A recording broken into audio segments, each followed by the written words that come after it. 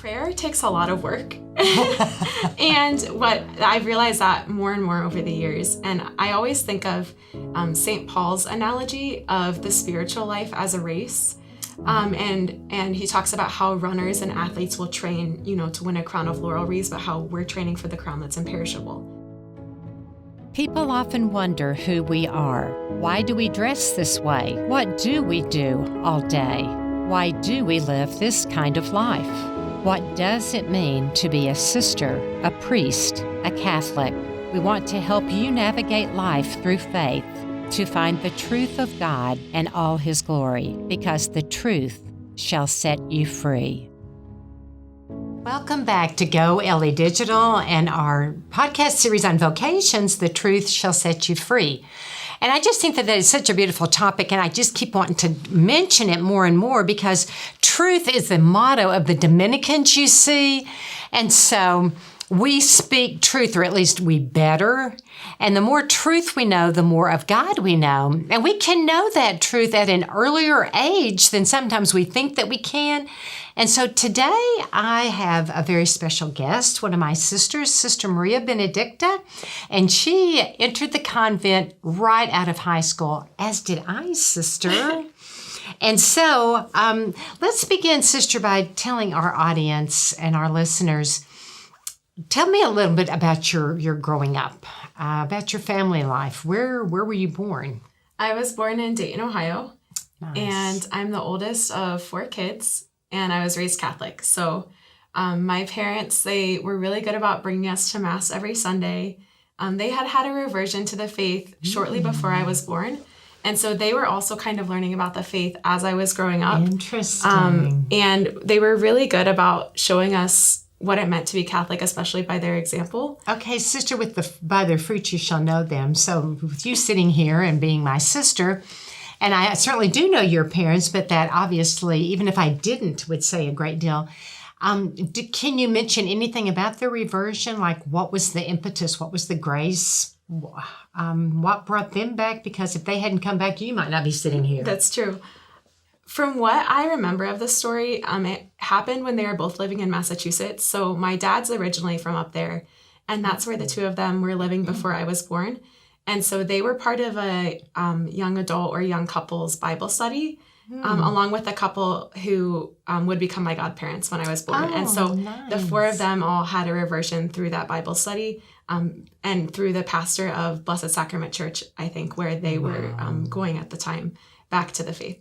Wow, how beautiful. So there again, you have college students or young adults? Mm-hmm. They had graduated college and then gone and gotten their master's. So they were probably early to mid-20s. Okay. Coming back through an on-fire, vibrant, zealous Catholic campus minister or young adult to spread the faith. Beautiful. Yes. Absolutely beautiful.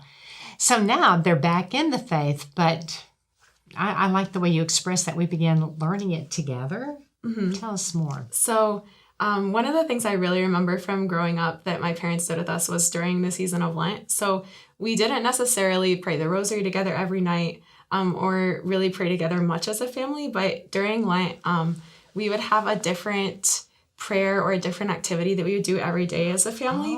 And Monday was always Catechism Mondays. And so we had the little St. Joseph's First Communion Catechism, and my mom would go around and ask us questions. And it was, the old Baltimore Catechism style. Oh, wonderful. And it was I just remember having so much fun because I tend to be very competitive and I love learning. And I was the oldest too. So yes. I knew the most of my siblings because I was the oldest. And so I just remember waiting until my turn would come so that I could answer, why did God make you? And I'd be so excited just to get to learn the faith and to answer those questions. Oh, how beautiful. So, Sister, did you like that? It was a lot of memorization? Mm-hmm, it was, but I loved that sort of thing, and I always loved school. And so for me, it was more learning, but about something I think I'd always felt drawn to, which was God and my faith. Isn't that beautiful? And so your parents would learn along with you. Now, did your other siblings take to it the same as you did? I don't think so. My youngest sister probably, we didn't do it as much when she was little, because, it's one of those family things where Sure. you do things more when the kids are younger and then they start growing up. So she's the youngest and we're about 10 years apart. So I think she would have liked it a lot too, though. But my middle siblings, I think they enjoyed it. But I think I was always the most religious, I guess, of all of us. And I was always the one where if mom was going to mass, like I knew I had to go with her. Isn't that beautiful? I was like that with my daddy.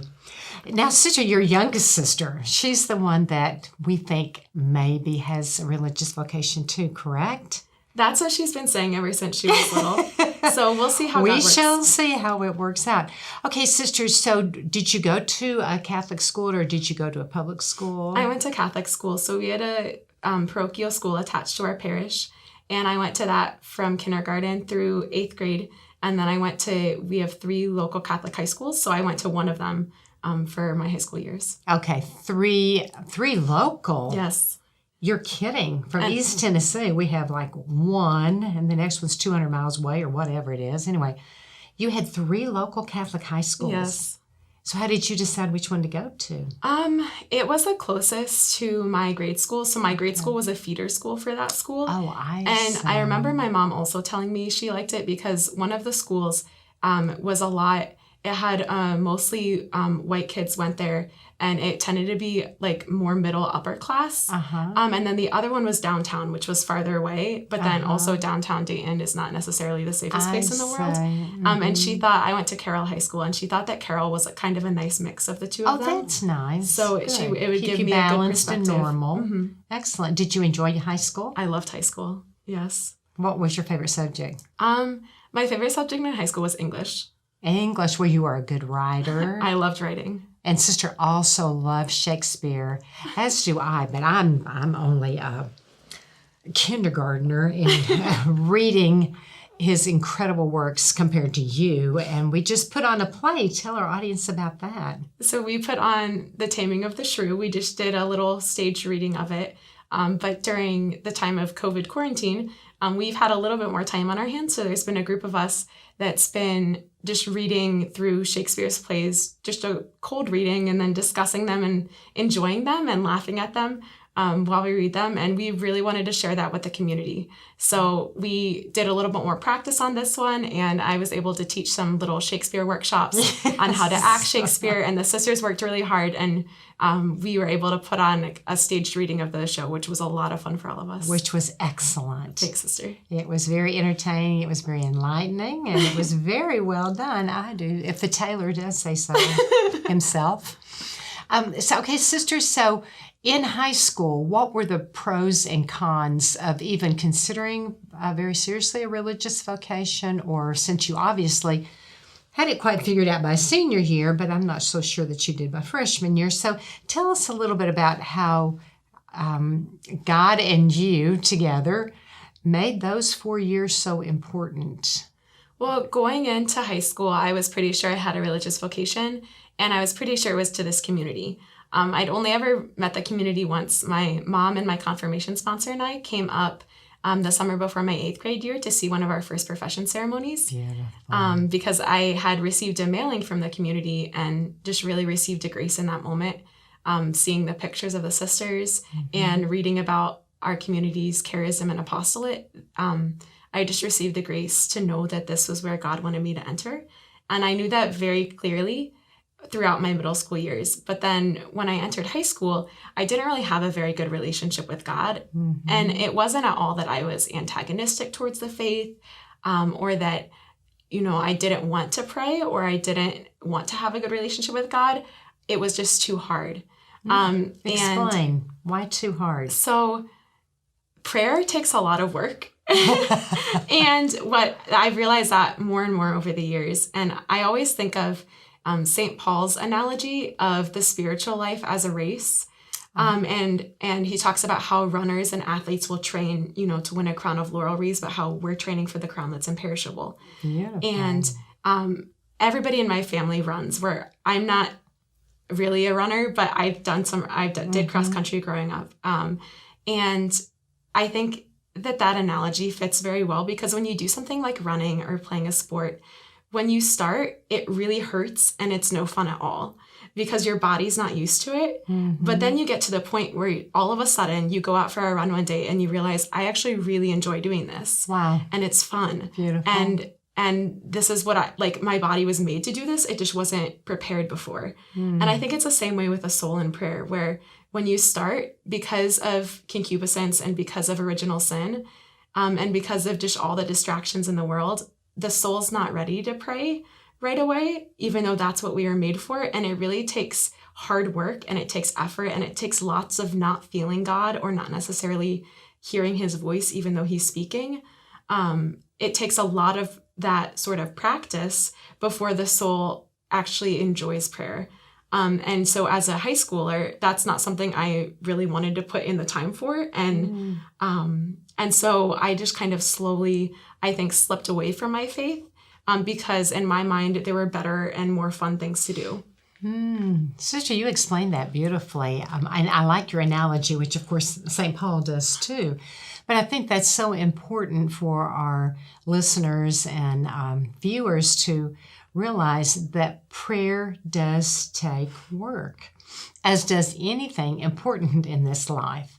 And that there are those moments that you mentioned when you realize you really do like it. There are those moments, even in the midst of the hard work, where the Holy Spirit just kind of comes and lifts us up.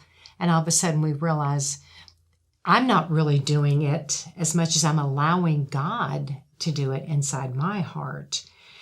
So, Sister, was there ever a time in high school that you doubted that might be your vocation, or was it more of a waiting till you would be old enough and then you made a retreat? Tell us some of those things. Well, my sophomore and junior year of high school, that was when I really kind of fell away from my faith. So one of the precipitating events of that was at the beginning of my sophomore year, my godfather, which was part of the couple that I mentioned earlier that had their reversion with my parents, he was diagnosed with ALS, or Lou Gehrig's disease. And I was very close to him. One of his daughters was my best friend growing up. And so I hadn't really prayed a whole ton before then, but at that point I really started praying hard for him. And then in January of my sophomore year, he actually died of ALS only 5 months after he was diagnosed. Wow, that was fast. It was. In a way, it was a blessing too, because most people who suffer from ALS, when they die, they can't talk, they can barely look. He was talking up to the moment he died because he went so fast. That is very unusual. It was a huge blessing in a lot of ways. And the other beautiful thing is that he was a huge pro-life proponent, and he died on the anniversary of Roe versus Wade. Oh, sister, how so beautiful. I know he's up there in heaven praying for the pro-life movement. But as a sophomore, I didn't see that at all. And I just knew that God had taken away a good man who I loved, and who my friend loved, and who my father loved, you know, and that I did not understand why he had done that. And I didn't really think it worth the effort, you know, to put in all this time and this energy into prayer and into a relationship with a God who let, you know, horrible things happen, at least the way that I saw it. And so at this point, I just started really throwing myself into my social life and into the plays that I was involved in. And I loved creative writing, so I did that, you know, and I threw myself into all that. So your vocation was challenged in high school. Oh, definitely. But come senior year, you pretty much knew? Yes. Yeah. So when I was a junior, I went on a retreat with my high school. And at that retreat, the sacrament of reconciliation was being offered.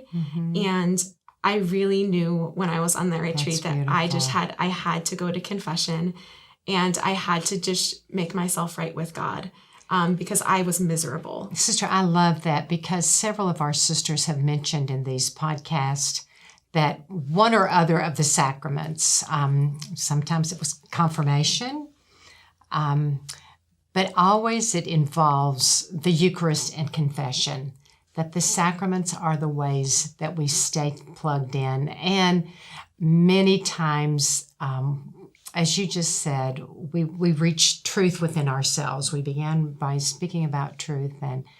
And Sister, we'll be wrapping this up now, but I just really want to thank you for the courage of giving your youth to God. I think that is something that kind of flies in the face of the modern culture, that we should be selfish and self-seeking and get all we can get while we can get.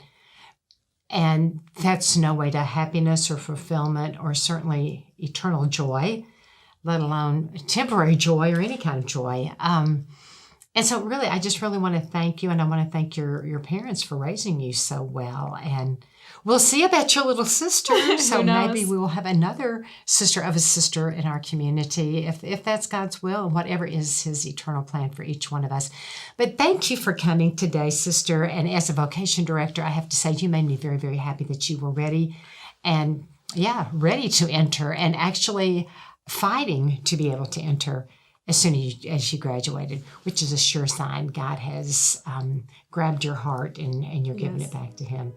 So thank you so very much. And thank you, audience. All along our pathway, God is leading us. And all we have to do is just keep saying yes. And that's what we do. And we trust that he allows us to do and helps us to do in the hard times. Thank you, Sister Maria Benedicta. Thanks, Sister.